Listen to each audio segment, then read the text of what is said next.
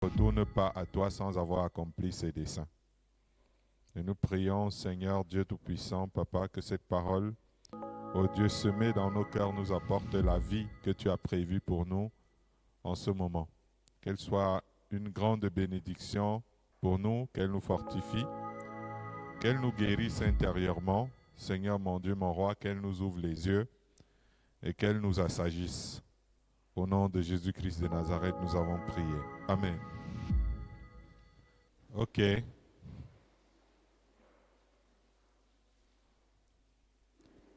Nous allons mettre, on va dire, une conclusion à notre message sur le caractère de la grandeur selon Dieu.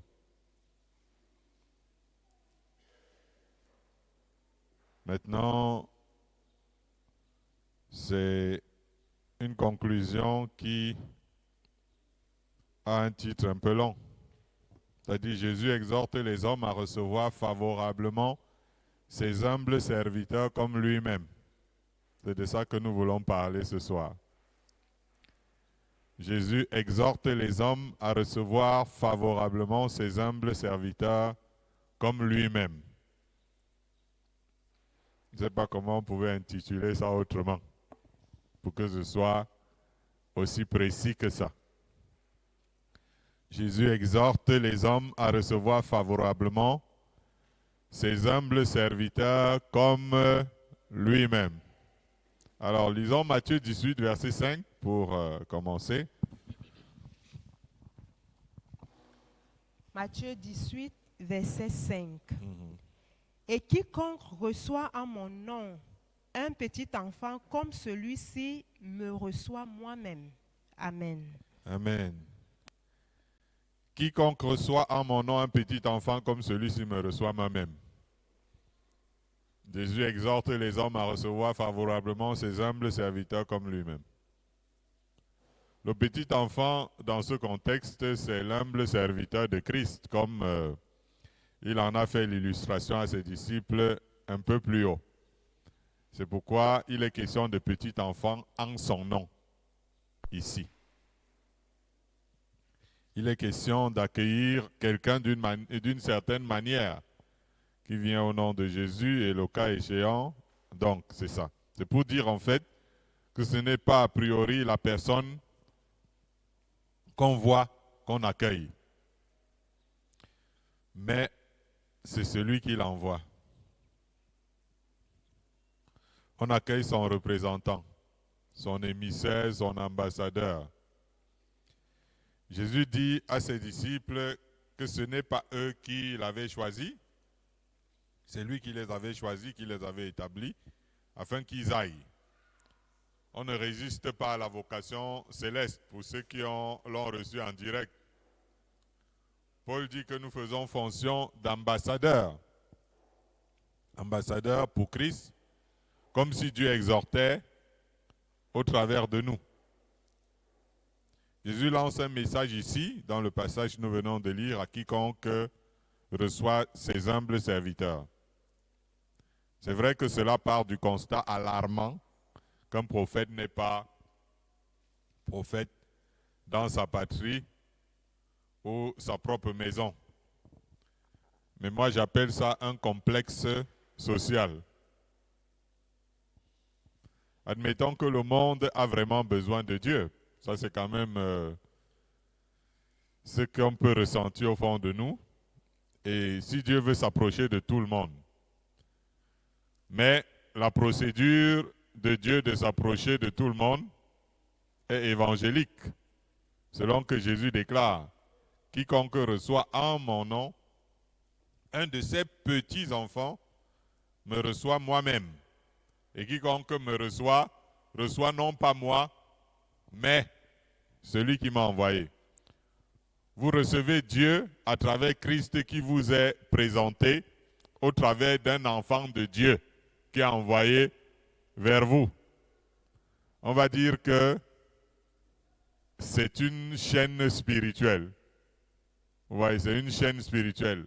L'humble serviteur que vous recevez introduit Christ dans votre vie et de par Christ Dieu. Est-ce qu'on est ensemble? Ce n'est pas une méthode qu'on appellerait une méthode pentecôtiste. Elle est christique pour atteindre tous les hommes.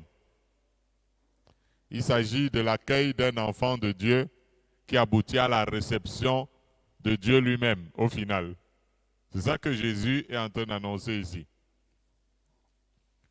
C'est pour ça qu'il dit, il exhorte les hommes à recevoir favorablement ses hommes serviteurs comme lui-même. Gloire à Dieu. Christ habite en des personnes et il se rapproche des autres à travers eux. C'est comme ça qu'il a voulu établir les choses. Partant du principe que Christ est en eux, tout ce que vous leur faites, c'est à Christ forcément que vous le faites de manière indirecte. Jésus dit lors du jugement à propos du traitement que les nations auront réservé aux siens, je vous le dis en vérité, toutes les fois que vous avez fait ces choses à l'un de ces plus petits de mes frères, c'est à moi que vous les avez faites. Gloire à Dieu. C'est ce qui nous amène à notre thème d'aujourd'hui. C'est par là que nous commençons. Jésus exhorte les hommes à recevoir favorablement ses humbles serviteurs comme lui-même. Alors lisons Matthieu chapitre 10, versets 40 à 41. Matthieu 10, 40 à 41. Il est écrit, « Celui qui vous reçoit me reçoit, et celui qui me reçoit reçoit celui qui m'a envoyé. Celui qui reçoit un prophète en qualité de prophète recevra une récompense de prophète. Et celui qui reçoit un juste en qualité de juste recevra une récompense de juste. » Amen. Gloire à Dieu.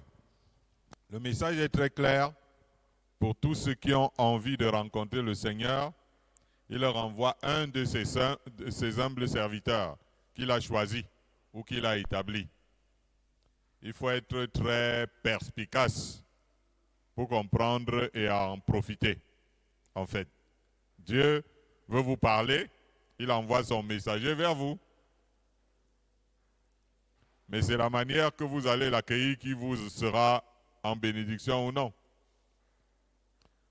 Beaucoup ratent tellement souvent le coche, comme on dit souvent. Ne voyez-vous pas souvent le président de la République envoyer des émissaires portant son message? Vous voyez comment on les reçoit? C'est parce qu'ils portent le sceau présidentiel. C'est comme si c'est le président qu'on reçoit en ce moment-là. Si vous recevez mal l'émissaire, ce sera comme si vous avez un problème avec le président qui l'envoie. Il en est de même de la manière dont nous recevons les émissaires de Dieu.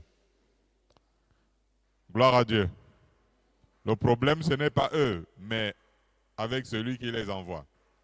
C'est ce que nous devons considérer a priori. Donc la manière dont vous considérez le ministère que porte l'envoyé de Dieu, si elle est positive, fera en sorte que la grâce qui est dans sa vie vous soit communiquée. Il ne s'agit donc pas seulement de les recevoir, mais c'est en considérant le dépôt qu'il y a en eux pour en recevoir la communication. Quand la veuve de Sarepta avait bien reçu Élie, le prophète, et lui avait apporté tout son soutien, elle n'imaginait pas que cela allait lui sauver la vie, que cela allait apporter l'abondance dans sa maison, et même ramener à la vie son petit enfant. Depuis que Dieu envoie ces gens vers les hommes, de nombreuses vies en ont été merveilleusement impactées. Gloire à Dieu. C'est pour ça que Jésus exhorte les hommes à recevoir favorablement ses hommes serviteurs comme lui-même. Soyons toujours dans Matthieu 10, 11 à 15. Matthieu 10, 11 à 15. Dans quelle ville ou village que vous entriez, informez-vous s'il s'y trouve quelques hommes dignes de vous recevoir, et demeurez chez lui jusqu'à ce que vous partiez. En entrant dans la maison, saluez-la. Et si la maison en est digne, que votre paix vienne sur elle, mais si elle n'en est pas digne, que votre paix retourne à vous.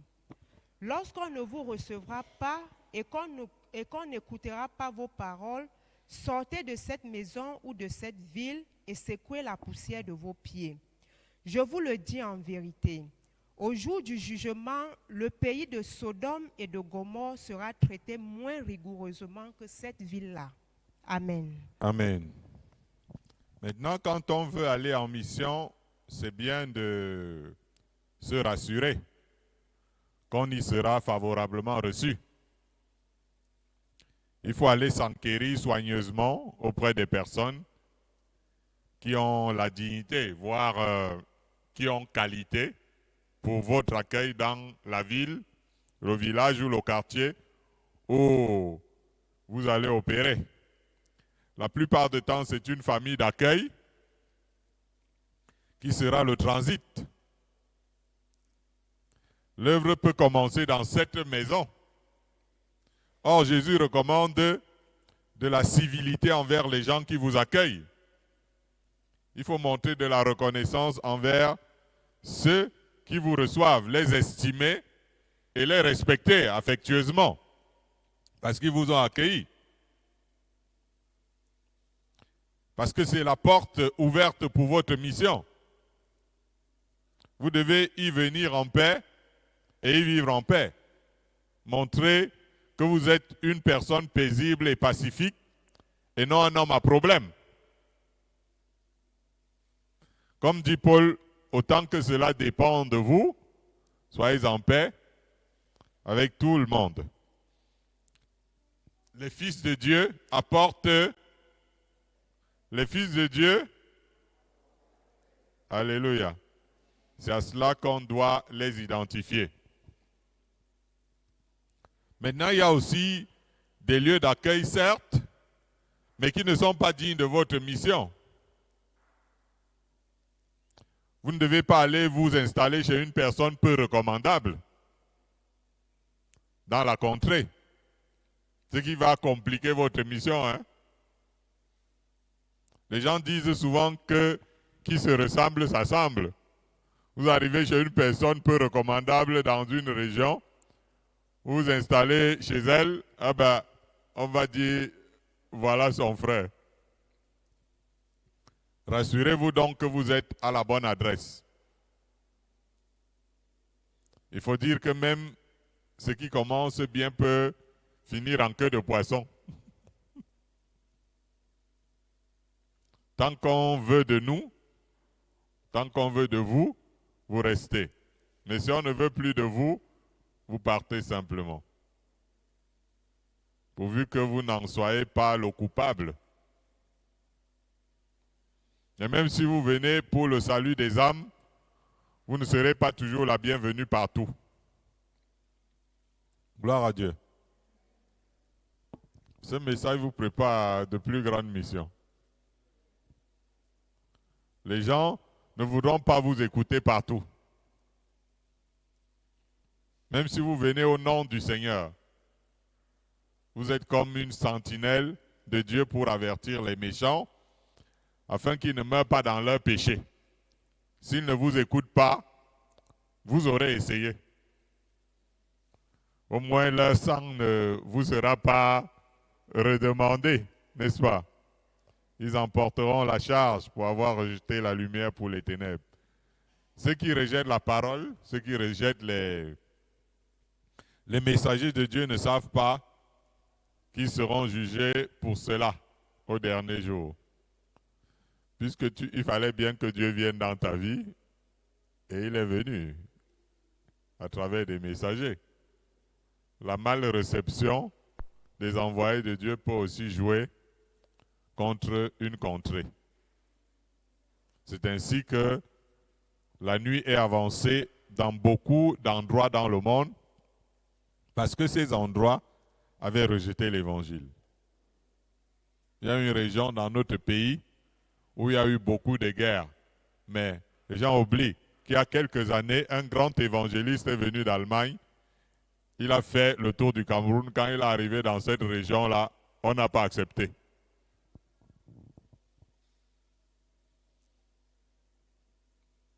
Gloire à Dieu.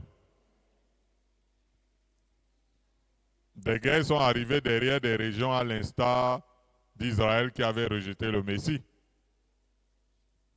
Israël n'avait pas su connaître le temps de la visitation du Seigneur en son sein. Vous ne pouvez pas être responsable de la perte des âmes qui rejettent l'Évangile.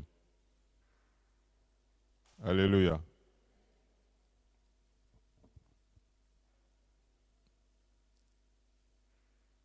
Vous êtes en train de recevoir cette parole étant dans un groupe un peu plus restreint, parce que c'est un autre niveau d'entendement.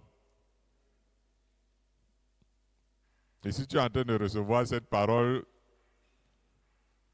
d'une certaine façon, tu es en train de recevoir une semence parce que tu es destiné à ça. Lisons Marc 9, verset 41. Marc 9, 41. Marc 9, 41. Et quiconque vous donnera à boire un verre d'eau en mon nom, parce que vous appartenez à Christ, je vous le dis en vérité, il ne perdra point sa récompense. Amen. Amen.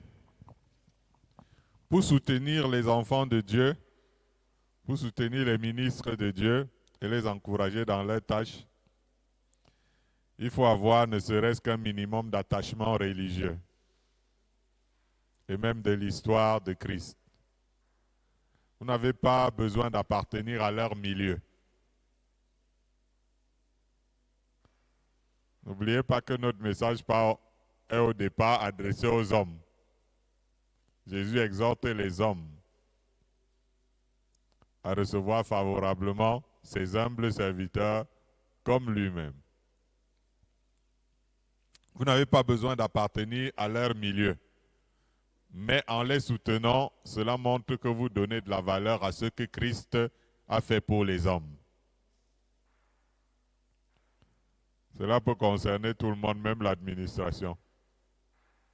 C'est un peu comme le malfaiteur qui n'a pas osé offenser le Seigneur sur la croix, mais qui lui a quand même réclamé de se souvenir de lui quand il viendrait dans son règne.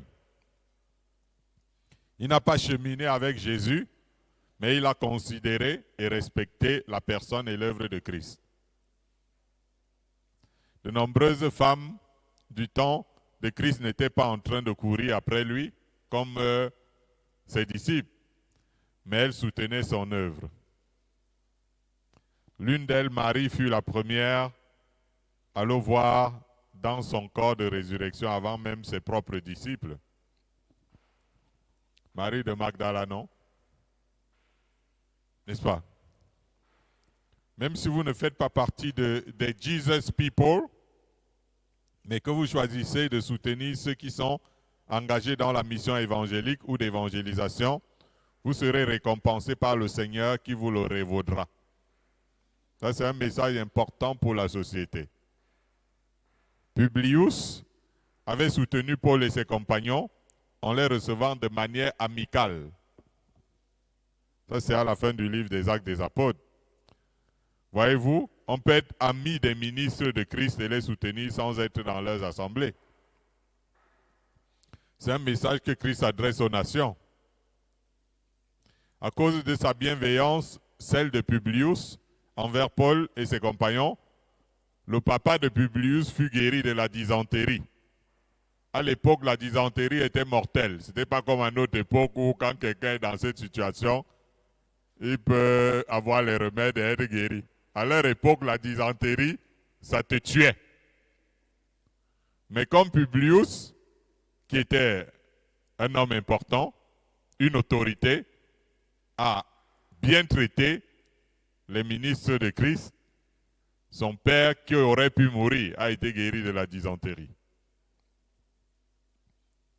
Et par l'entremise de l'accueil qu'il avait fait à Paul, d'autres malades de l'île recouvraient la guérison. C'était à travers le ministère de l'apôtre. Il y a un chef de village que je n'ai jamais vu, mais qui me connaît certainement par médiation et qui nous a permis plusieurs fois de tenir des campagnes d'évangélisation dans son esplanade, sous la supervision à chaque fois d'un de ses notables. Et beaucoup d'âmes sont soulagées. Vous pensez que cet homme ne sera pas grandement béni par le Seigneur, même s'il n'a pas assisté lui-même? C'est tout ce que le Seigneur demande parfois au reste du monde. C'est ce que le Seigneur demande aussi à nos autorités, même s'ils ne sont pas forcément en train d'adhérer dans les mêmes milieux que nous. Jésus dit, « Et quiconque donnera seulement un verre d'eau froide à l'un de ses petits, parce qu'il est mon disciple, je vous le dis en vérité, il ne perdra point sa récompense. » C'est un appel à ceux qui ne sont pas engagés dans la foi, mais qui peuvent être grandement bénis par Dieu à cause de leur soutien à son œuvre. Comme on ne sait jamais ce que demain peut enfanter, vous vous souvenez de Rahab. Rahab, qui était même carrément une prostituée de la ville de Jéricho. Elle a vu les missionnaires de Dieu envoyés par Moïse et elle les a accueillis favorablement. Et le geste qu'elle a posé a sauvé sa vie, à elle et à tous les gens de sa famille. Parce que même si tu ne fais pas partie du milieu de Dieu et que tu respectes ceux qui sont envoyés par le Seigneur, tu ne perdras pas ta récompense. Dieu s'est souvenu de son bon geste envers ses missionnaires. C'est un appel à la perspicacité et au discernement de nos sociétés. Que Dieu vous bénisse. Nous allons lire 2 Jean, le verset 10 et le verset 11. 2 Jean, le verset 10 et le verset 11.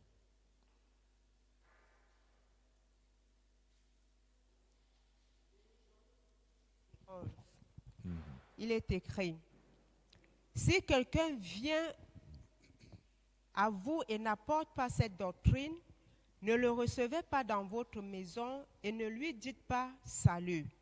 Car celui qui lui dit salut participe à ses mauvaises œuvres. » Amen. Amen. Je pense qu'en des jours comme ceux-ci, presque chaque famille a une Bible au moins dans son salon, dans sa bibliothèque et autres. J'en appelle à la vérification scripturaire de tout ce que nous rencontrons et qui nous annonce l'Évangile. Il ne faut pas caricaturer, personne. Peut-être que c'est là où vous estimez que c'est le bon lieu qui est la porte de perdition de votre âme. Les Juifs de Bérée manifestaient de la noblesse envers les disciples. Ils les écoutaient et prenaient soin d'aller vérifier dans les Écritures si ce qui leur était annoncé était exact, si c'était exactement ce que prônaient les Écritures. C'est dans ce genre de société que nous devons évoluer, au lieu des critiques à tout va, de la part même des personnes ignorantes de ce qui est écrit, abonnées à toutes sortes de lectures sauf les Saintes Écritures. Cela fait qu'il y aura une conscience collective de la vérification et de la vérité. On n'est pas obligé d'accepter n'importe quel marabout qui arrive. On n'est pas obligé d'accepter n'importe quel séducteur habillé en peau d'agneau. Nous avons le droit de vérifier ce qui est apporté. Est-ce que la Bible annonce vraiment? C'est dans cette mesure que nous pouvons accepter de participer à une œuvre, de l'accompagner ou d'y adhérer. C'est vrai que les ministres de Dieu véritables sont conscients qu'aujourd'hui, les hommes sont enclins à faire la sourde oreille à la parole de Dieu et aiment à plutôt donner leurs oreilles à des choses qui ne servent qu'à les divertir, voire à les pervertir davantage. C'est là une moralité suicidaire à laquelle nous sommes confrontés dans nos sociétés. Mais il faut faire avec tout cela, en espérant la repentance au jour de la visitation du Seigneur dans la vie de telle personne. Alléluia. Est-ce qu'on peut aller dans le livre des Actes des Apôtres?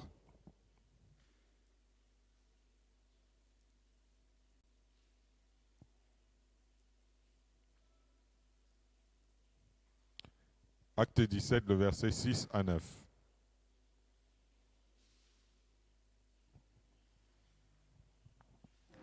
Acte 17, 6 à 9. Ok. C'est gentil. 6 à 9. Oui, 6 à 9. Acte 17, 6 à 9. Il est écrit: Ne les ayant pas trouvés, ils traînaient Jason et quelques frères devant les magistrats de la ville en criant: Ces gens qui ont bouleversé le monde sont aussi venus ici et Jason les a reçus. Ils agissent tous contre les édits de César, disant qu'il y a un autre roi, Jésus. Par ces paroles, ils émurent la foule et les magistrats qui ne se laissaient aller à Jason et les autres qu'après avoir obtenu d'eux une caution. Amen. Amen. Gloire à Dieu. Jésus exhorte les hommes à recevoir favorablement ses humbles serviteurs. Jason et les frères en question ici avaient eu le courage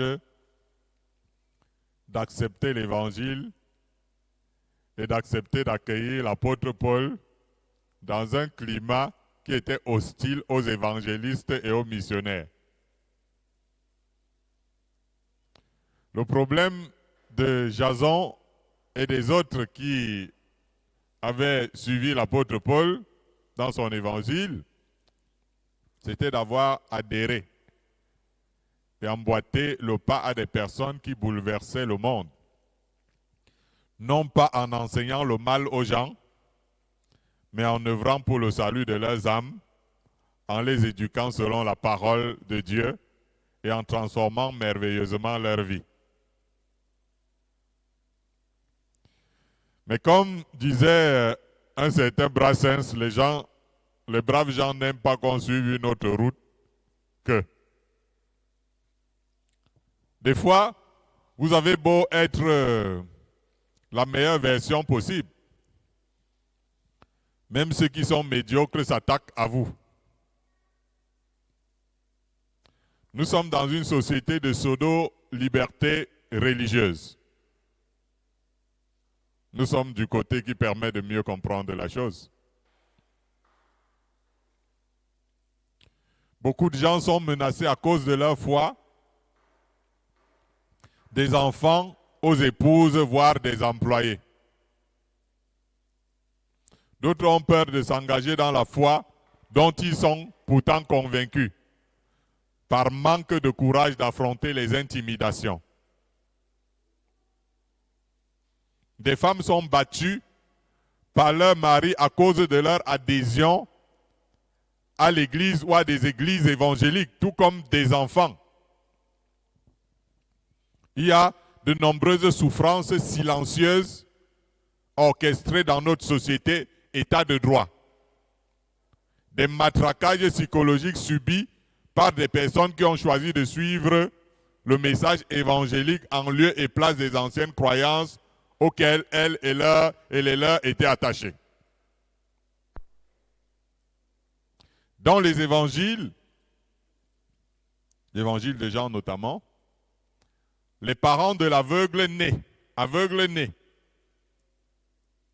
qui avait été guéri miraculeusement par le Seigneur, ses parents eurent peur de témoigner auprès de leurs responsables paroissiens, pharisiens, parce que ces responsables avaient convenu que si quelqu'un croyait en Christ, il serait chassé de la synagogue, du presbytère. C'est écrit dans le livre de Jean.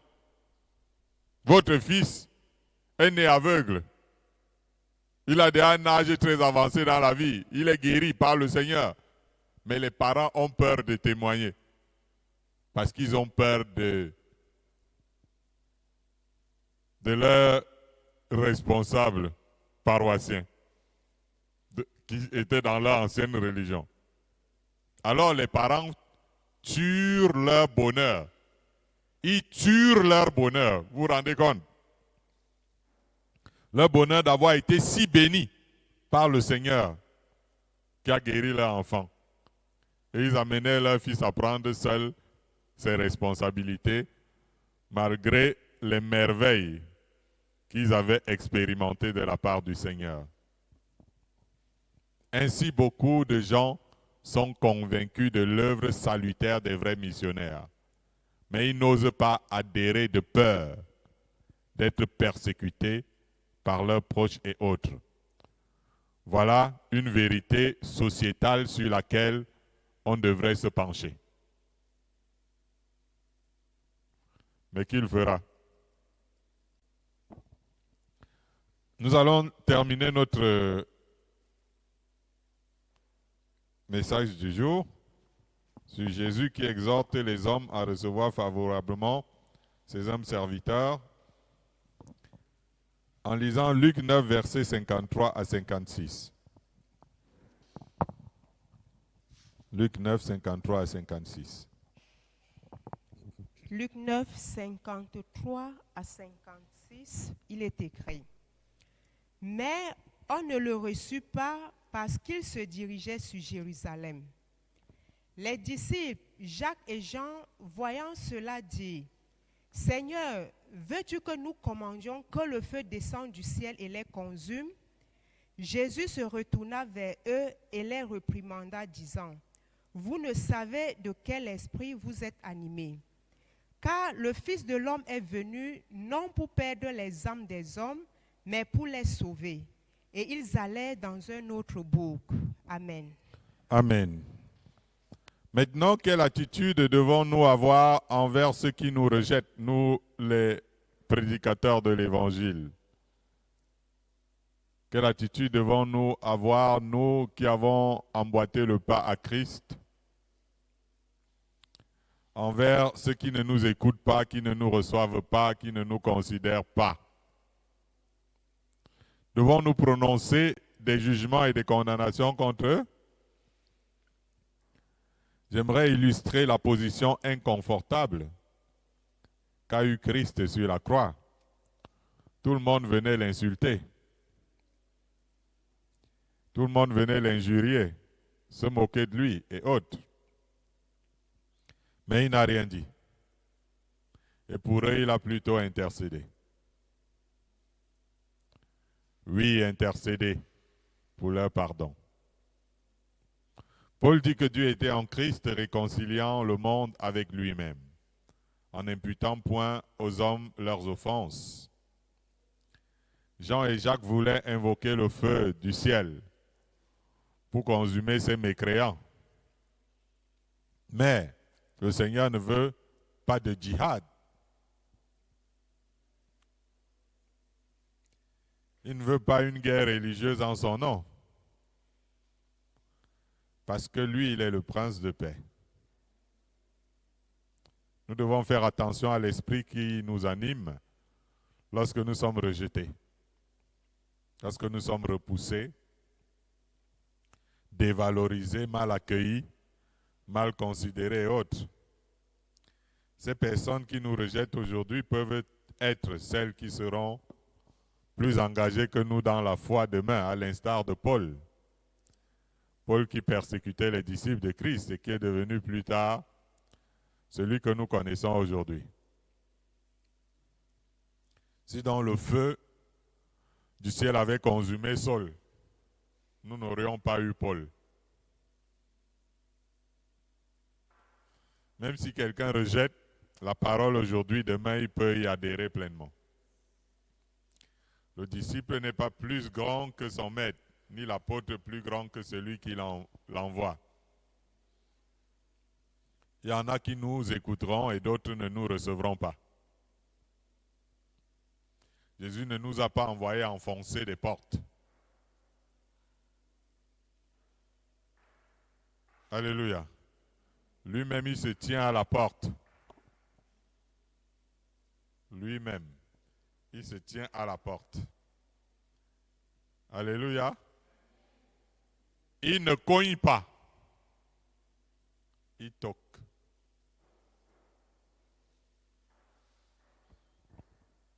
Jésus ne cogne pas la porte.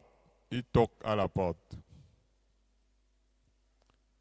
S'il arrive que quelqu'un entende sa voix et daigne lui ouvrir la porte, il entrera et partagera avec cette personne des choses merveilleuses. C'est la même attitude que nous aussi on doit avoir. Non seulement le Seigneur exhorte les hommes à recevoir favorablement ses humbles serviteurs, mais il en appelle